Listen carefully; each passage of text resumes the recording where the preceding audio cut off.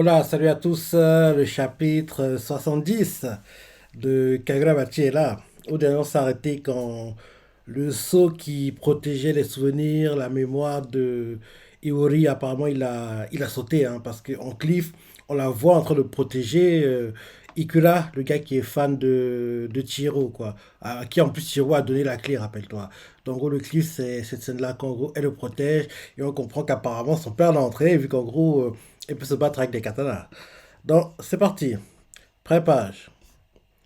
On nous montre Chiro qui se bat au rez-de-chaussée. On voit Hirohito, quoi. Hirohito, je crois. J'ai du mal avec les noms. Comment il s'appelle déjà? Hiruhiko. Hiruhiko. Enfin, il fait. Bah, j'imagine que vous devez avoir un plan pour faire s'échapper la fille. Et là, chez Chalomet, sorti du tome numéro 6 le 4 mars, mardi, mardi qui vient, au Japon. Ne loupez pas, autre exemplaire. Ok. Un autre Misha de Shueisha. Chihiro confie la clé à Ikura, un camarade de classe d'Iwori. Et là, on nous montre la scène quand Chihiro lui a donné la clé, quoi. Et Chihiro lui fait apporte la clé sur le toit. Pour la clé pour ramener Iwori. Et là, en gros, on nous montre euh, Hiruhiko, apparemment, il a vu, hein, il a compris. Hiruhiko, il a compris, parce qu'en gros, on le voit qu'il fait. Mais là, quand même, c'était un peu flagrant. Je n'ai plus qu'à me dépêcher de monter sur le toit. Et Chihiro fait, je te l'empêcherai. Et là, en gros, les deux commencent à échanger des coups. Et on voit que le combat est plutôt équilibré. Et Chihiro ne prend pas le dessus, il fait, encore. Et là, titre du chapitre, c'est l'école Yai Byakei. En gros, Shishi Sonson à la sauce Kagurabachi. Dans Flashback, on nous montre un papy et l'avoir tout fait. Le maître sabreur Itsuyo Shirakai pensait que la vitesse était la clé de la force. C'est ce qui s'est donc évertué à rechercher en mettant au point cette garde. D'après Shirakai, cette posture de départ c'est celle qui assure la plus forte poussée vers l'adversaire et permet de trancher en gardant sa vitesse à son paroxysme. Donc oui, l'équivalent du Chichi Sanson. Et là, dans le flashback, on voit en gros le papy, quoi, Shirakai. Il fait à l'époque, tout le monde s'est moqué de moi. Cela n'avait rien d'étonnant, puisque dans la pratique. Ah, ok, ok, ok. Donc, en gros, c'est lui qui fait la voix off, apparemment. Parce qu'il fait à l'époque, tout le monde s'est moqué de moi. Il continue en disant ça n'avait rien d'étonnant, puisque dans la pratique du sabre et de l'aïdo, le bon sens recommande de tenir bien fermement son katana, afin de ne pas laisser s'échapper toute la force accumulée. Par conséquent, voici comment un sabre est tenu. En gros, comme ça, quoi. Et en gros, il y en a qui tiennent comme ça, il y en a qui tiennent comme ça. Hmm. En gros, en gros, la prise est inversée, quoi. Donc, en gros, prise normale, c'est écrit quoi? Junte, on dit apparemment. Ok, la prise normale, c'est Junte, la prise inversée, c'est Sakate. En gros, on nous explique, quoi. Comment, en gros, qu'on comprenne, quoi. Par conséquent, voici comment un sabre est tenu. Junte, prise normale, Sakate, prise inversée. La lame est tournée vers la tête des métacarpes. C'est le plus logique pour lancer une attaque immédiatement après avoir dégagé son sabre sans en changer la position. En gros, comme ça, ou en gros, comme ça, quoi. En gros, ouais, parce que tu peux, en gros, dégainer comme ça, ou dégainer comme ça. Et en gros, quand tu dégaines comme ça, tu fais l'attaque comme ça. Quand tu dégaines comme ça, tu fais l'attaque comme ça, en fait. C'est l'idée. Et comme tu as expliqué, mais la garde de l'école Biakei, elle, est différente. La lame est tournée. Ah! Bah oui, parce que pour les prises normales, en gros, la lame, elle est face à toi. Donc, en gros, alors que pour l'école Biakei, la lame, en gros, elle est contre toi, en fait. En gros, pour les écoles normales, quoi, quand tu dégaines comme ça, la lame en gros, elle va de ce côté-là, quoi. Alors que pour l'école Biakei, la lame, elle vient sur toi en fait. Donc en gros, il a tourné et en gros, quand il veut dégainer, quoi, En gros, si il dégaine, il fait un mouvement, entre guillemets, grave, quoi, il peut se trancher lui-même sur le papier, quoi. Donc, dans les prises normales, quand il dégaine, quoi, c'est la personne qui est en face de lui qui va être tranchée, quoi. Non, c'est ce qu'on nous montre, en fait. Parce qu'on est en train de nous montrer les différentes prises, comment les différentes gardes, il faut faire, quoi. C'est expliqué dans les détails, quoi. Donc, je redis. Par conséquent, voici comment un sabre est tenu. En gros, comme ça. En gros, prise normale d'une taie, prise inversée, sac à taie. La lame est tournée vers la tête des métacarpes. C'est le plus logique pour lancer une attaque immédiatement après avoir dégainé son sabre sans changer la position. Mais la garde de l'école Byakuya, elle, est différente. La lame est tournée en gros vers le poignet, quoi. En gros, elle est tournée vers la personne qui dégaine, quoi. Aussi, entre le moment où on le dé- on- aussi entre le moment où le sabre est dégainé et celui où il frappe l'adversaire, il faut faire rouler sa main pour faire une rotation de 180 degrés. Ah, ok. Donc, en gros, à la base, la lame est tournée vers toi, mais quand tu dégaines, quoi, tu fais tourner le katana, en gros, de 180 degrés, pour en gros qu'il soit à nouveau face à ton adversaire, entre guillemets.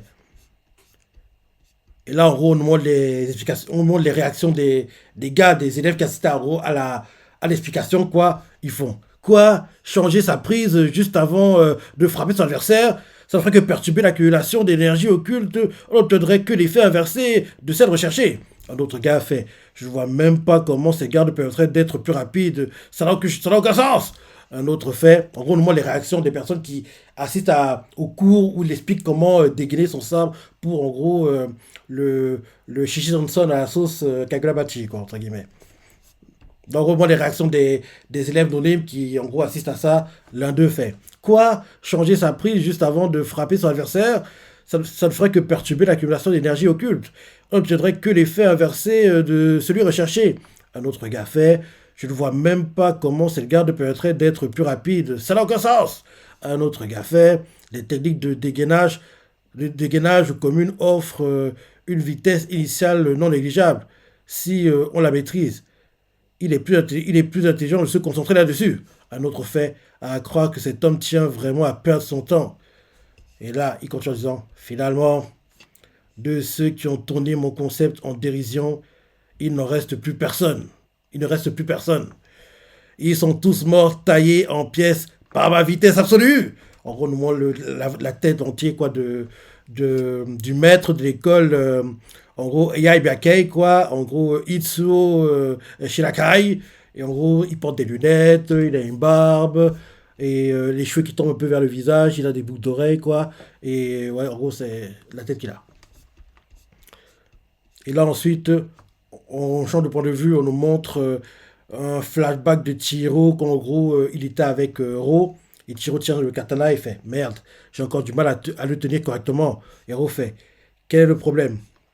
Et Chihiro fait je retourne le sabre trop maladroitement. Ça me fait perdre en vitesse et en puissance.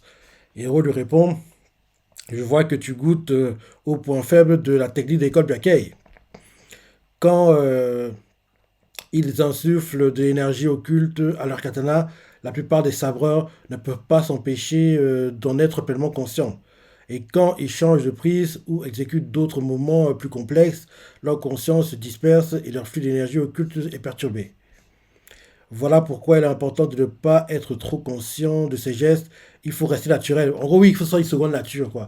Parce que quand tu le fais, que tu te rends compte que tu le fais, de façon, tu te déconcentres. Il faut que tu le fasses de façon. En gros, ça devienne naturel, quoi. Comme bouger tes mains, parler. En gros, faut que ce soit un truc, une seconde nature, en fait. Et il n'y a que l'entraînement qui le permettra, à mon avis. Bon, là, Chiron a encore du mal parce qu'il est en train de le bricoler, entre guillemets, quoi. Il n'est pas encore expert dans le domaine. Mais s'il pouvait, en gros, répéter, quoi, on va dire ses gammes, quoi, à un moment, ça deviendrait naturel, ça deviendrait une seconde nature, et il aurait même besoin de réfléchir, et en gros, il le ferait instinctivement, quoi. Mais là, vu que c'est la pression, le combat en cours, donc il n'a pas le temps de tergiverser, je me dis qu'il va réussir à trouver un moment, il va le faire naturellement, parce que sa vie est en jeu, donc il n'a pas le temps de réfléchir, il n'aura pas le temps de penser aux choses, quoi. Ça va être naturel. En plus, ça fait un moment qu'il utilise des katanas, donc en gros, il devrait comprendre le truc, quoi. Mais bon, Donc je me dis que l'explication qu'on nous montre actuellement, c'est parce qu'en gros, dans peu de temps, Tiro va le faire instinctivement, naturellement, et en gros, il va comprendre le truc, et parce que sa vie est en jeu, et il veut pas mourir, quoi, entre guillemets. Donc, à un moment, il faudra bien qu'il ait un éclair de génie, quoi. Donc ça doit être ça. Enfin, on va voir, mais ça doit être ça, à mon avis. Donc oui, je redis. Ro fait. Je vois que tu goûtes au point faible de la technique de l'école Byakuei. Quand il insuffle l'énergie occulte à la katana, la plupart des sabreurs ne peuvent pas s'empêcher d'en être complètement, pleinement conscients. Et quand ils changent de prise ou exécutent d'autres mouvements plus complexes, leur conscience se disperse et leur flux d'énergie occulte est perturbé. Voilà pourquoi il est important de ne pas trop être conscient de ces gestes, il faut rester naturel. Manie ton sabre comme s'il n'était qu'une part de ton... Oui, c'est ça. Comme si, oui, comme si tu bougeais tes mains. Ça fait partie de toi, entre guillemets. Comme s'il n'était qu'une part, une partie de ton corps. Ne faire plus... parce que, oui, quand on bouge nos mains, on n'est pas conscient. Enfin, c'est naturel, quoi. Tu réfléchis pas. Attends, je dois bouger ma main, je dois bouger mon doigt, je dois ouvrir ma main, je dois le tu le réfléchis, c'est naturel, quoi, tu le fais instinctivement. En gros, c'est l'idée recherchée, quoi. Parce que quand on bouge nos mains, on se dit pas, attends, je dois, en gros, tendre ma main, fermer, ouvrir. Je sais pas, je sais pas comment dire ça, mais c'est fait instinctivement, quoi. Ouais. C'est sur nature. Bref. Je pense que tu as compris, lisant le chapitre. Donc oui, refait. Voilà pourquoi il est important de ne pas être trop conscient de ses gestes, il faut rester naturel. Manier ton sabre comme s'il n'était qu'une partie de ton corps.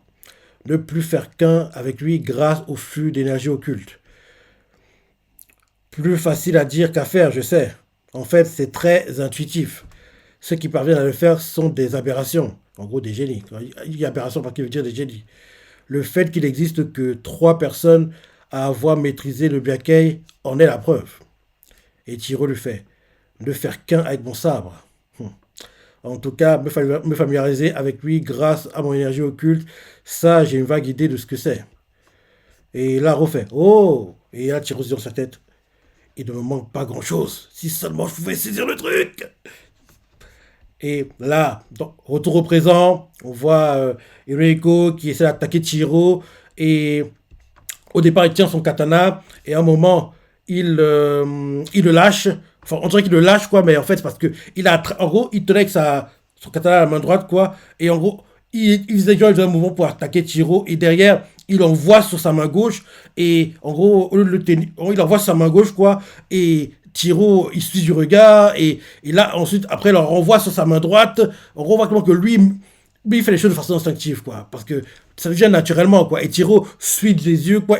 Il arrive à suivre, parce que rappelle-toi, le gars qui gère l'hôtel qui a été, que justement, Hirohiko a éliminé, quoi. Au gars à qui il a tranché la tête, rappelle-toi. Lui, il n'arrive même pas à suivre du regard les différentes changements de garde de Uliko que Tiro, malgré que Uliko est rapide, il arrive à suivre du regard ce qu'il fait, quoi. Donc, il réussit à échanger des coups, et Tiro fait, dans sa tête, lui. Non, non, c'est le gars qui observe le combat, qui a donné la clé à Tiro à la base. Il fait, lui, il a changé sa prise, il change sa prise, il change de prise à sa guise, sans perdre en puissance. Ce type, c'était clairement un débutant. Et il fait la sauvagerie. La première fois qu'il a tué quelqu'un, il lui connaît. Ok, là c'est Avrov qui nous parle. Il nous fait la sauvagerie. La première fois qu'il a tué quelqu'un, il lui connaît avec eux 3 ans. Pour lui, qui a mordu à mort un homme qui essaie d'abuser de lui, le combat est une affaire de survie. Manipuler son énergie occulte est devenu aussi naturel que respirer. Vous voyez, c'est ça. Il a transcendé sa conscience pour ne laisser parler que son instinct. Son instinct de survie. Et le fait qu'il refuse de s'emprisonner dans des katas, ont donné naissance à un art du sabre, d'une liberté et d'un naturel ultime. Son sabre et, son, et là, d'avoir tout fait, son sabre suit ses pensées, il suit son instinct. Et là, on nous montre en gros Uruko qui en gros essaie de surprendre Tiro, mais il n'y arrive pas. Tiro il va sur avec son regard, quoi. Et le c'est dans sa tête. Pardon, je m'en doutais. Il parvient à voir mes mouvements irréguliers. Même en supposant que. Et là, Tiro ensuite se dit dans sa tête, même en supposant que Uruko ait un avantage naturel sur moi, De mon côté, j'ai hérité Dieu hors du commun. Il n'y a aucune raison que je perde. Mes propres modes. Il fait j'ai mes propres modèles à suivre. Quand il dit ça, il pense à Samura, il pense à. Comment il s'appelle déjà? Celui que Samura a éliminé. Euh, comment il s'appelait déjà? Urua. Urua, l'ancien détenteur de Kume Yuri, rappelle-toi. Donc, en gros, il dit que oui, lui, c'est ses modèles, quoi. Samura et Urua, quoi. Donc, en gros, il n'a pas à, en gros, à avoir honte, quoi. Et là, on voit Tiro qui dégaine son katana et on voit Urugo qui fait toujours les mêmes mouvements. C'est un kata, c'est ça? Vous avez tous l'air d'imbéciles à tenir ce point, à tenir à ce point à ces trucs. Tout ce qui est à l'ancienne, en mode c'était mieux avant, pour moi, c'est de la daube. Et là, il fait, c'est comme ça que tu fais, c'est comme ça que tu fais. En gros, il nargue Tiro, quoi. En gros, il prend la même pose que Tiro, il fait faire aussi le Shishi Sanson, quoi. Enfin, le Itoru Yai, quoi, Byakei, quoi. Et, et en gros, il fait genre, il veut le faire, quoi. Et là, Tiro sur sa tête, la télé Byakei, elle est loin d'être parfaite, mais je n'en reviens pas qu'il arrive à faire ça juste de manière intuitive. Parce que oui, il a imité Chihiro, quoi, et Chihiro a bloqué, mais Chihiro s'est rendu compte que il est bon, hein, il assure, quoi. Et même Chihiro, en train de être repoussé, en train de tomber par terre, et là, d'un coup, on voit Yuriko qui rengaine le katana, il fait ah, je, je vois, pas facile. Et là, on voit qu'il commence à monter dans l'ascenseur pour partir parce qu'il se rend compte que oui, le combat contre Tiro est un peu ennuyeux, quoi. Et, et là, Eluego fait la fille reste ma priorité. Et Tiro fait attends. Et là, on voit le gars qui avait donné la clé, il fait par ici. Et en gros, il a un ascenseur à côté, quoi, qui est en train de s'ouvrir. Et, et là, les deux mondes ont différentes durant l'ascenseur, quoi. Et la porte de l'ascenseur de Eluego se ferme et il fait à Tiro on se retrouve en haut. Et là, les deux dans l'ascenseur, quoi, on les voit qui montent, qui en gros attendent, quoi. Et en montant, Chiro sur sa tête. Ne panique pas. Hirohiko et toi avez eu des vies différentes. Tu as tes propres méthodes. Et, et là, on voit Hirohiko, lui, de son côté, qui se dit dans sa tête, dans l'ascenseur, quoi, parce que oui, ils n'ont rien à faire, ils sont dans leur pensée. Hirohiko, lui, se dit dans sa tête. Ce premier mort, c'était un peu comme un tour de passe-passe. Ça aurait été beaucoup plus facile si j'avais pu enlever au moins un bras comme à l'autre. Mais ce tour ne fonctionnera pas sur lui. En gros, il se dit que les techniques qu'il utilise ici pour éliminer les no-names de l'hôtel massacre ne marcheront pas sur Tiro, quoi. Ensuite, Tiro, d'où l'ascenseur, hein, il se dit dans sa tête, remémore-toi ces moindres gestes quand il change de prise. Remémore-toi les modèles que tu as eus. Et là, il écoute son côté de l'ascenseur. Il se dit dans sa tête, j'ai plus ou moins pigé le truc. Pour l'abattre, je ne pourrais pas compter sur mes petites ruses à deux balles. Il me faudra une vitesse écrasante. Et là, ding! En gros, le l'ascenseur qui fait comprendre qu'on arrive à l'étage. La porte est en train de s'ouvrir pour Tiro. Et Tiro, quand la porte est en train de s'ouvrir, se dit dans sa tête, il se rappelle en gros Samura, il se rappelle Ura, et il se dit dans sa tête, rappelle-toi tes modèles, tes exemples. Il se répète ça tout le temps, tout le temps, tout le temps. Et on voit que, en gros, les deux, leurs portes sont en train de s'ouvrir, quoi. Et en gros, ils se voient l'un et l'autre, mais les portes sont pas totalement ouvertes, hein. Et Tiro est en train de se mettre en position pour faire le Shishi Sansan. Et là, on voit aussi que Inuiko est en position pour faire le Shishi Sansan, quoi. Et là, en gros, les deux sont sur le point d'attaquer, quoi.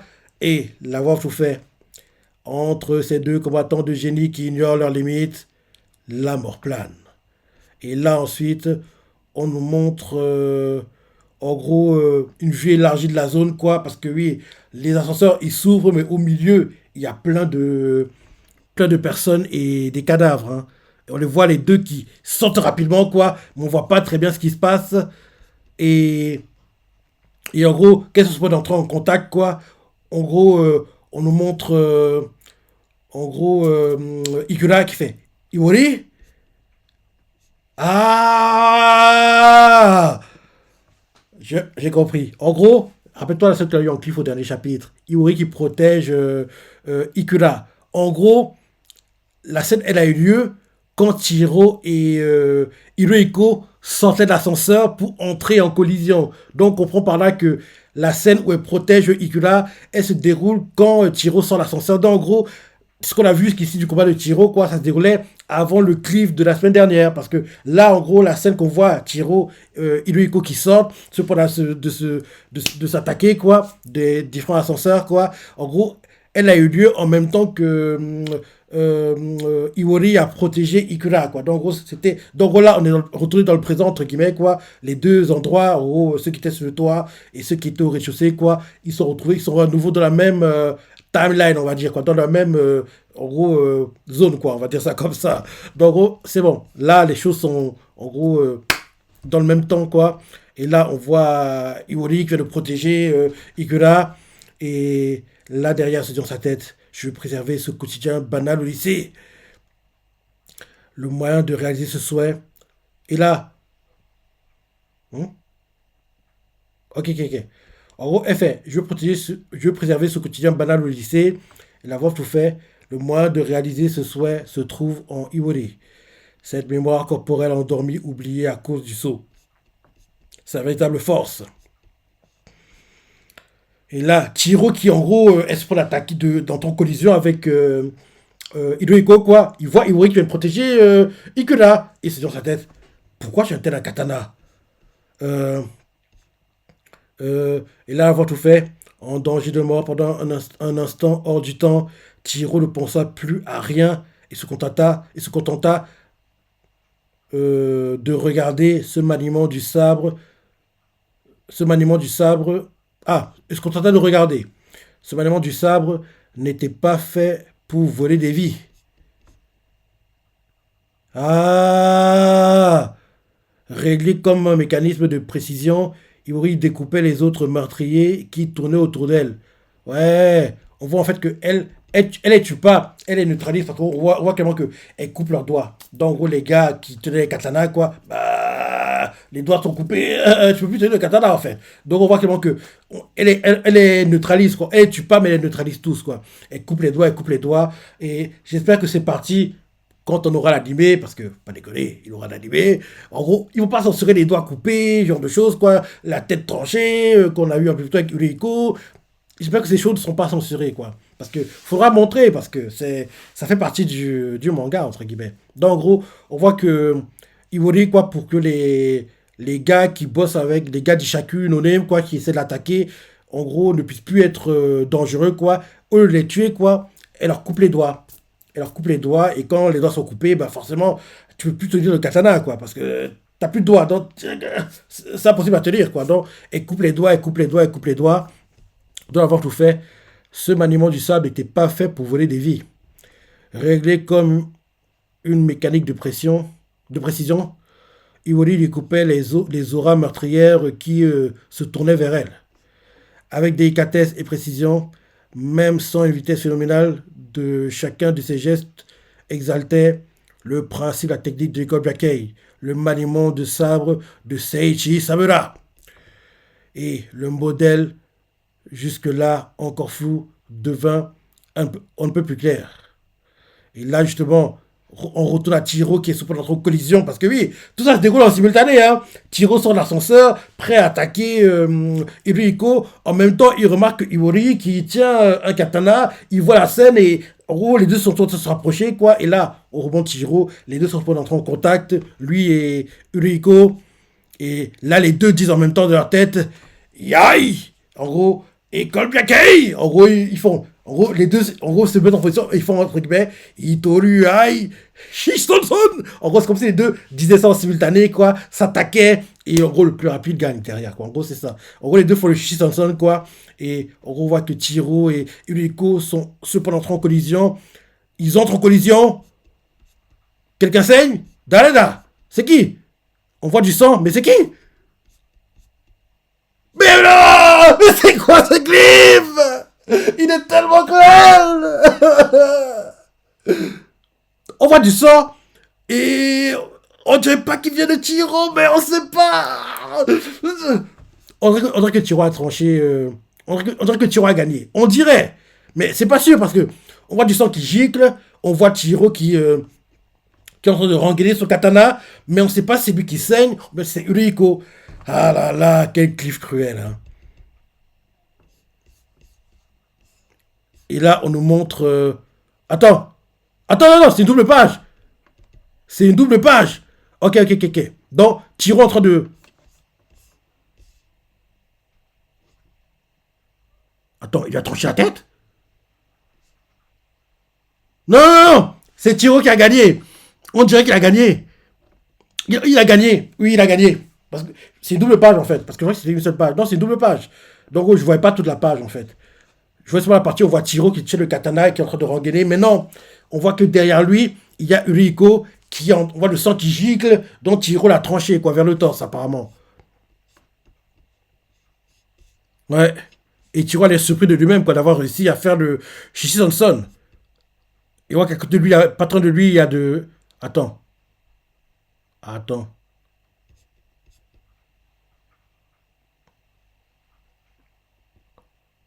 À part si c'est Iwori qui l'a aidé.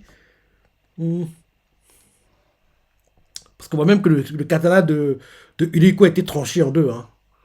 Ouais, il a été coupé en deux par la collision et la Non, c'est Chiro, c'est Chiro. En gros, Chiro a tranché Uriko et en le tranchant, il a brisé le katana de Uriko.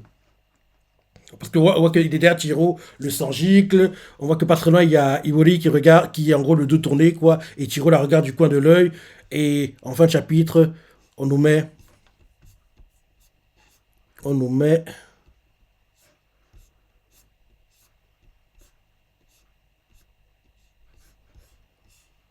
Et la jeune fille se souvient de tout. Et Chercha nous met une vitesse absolue et trois petits points.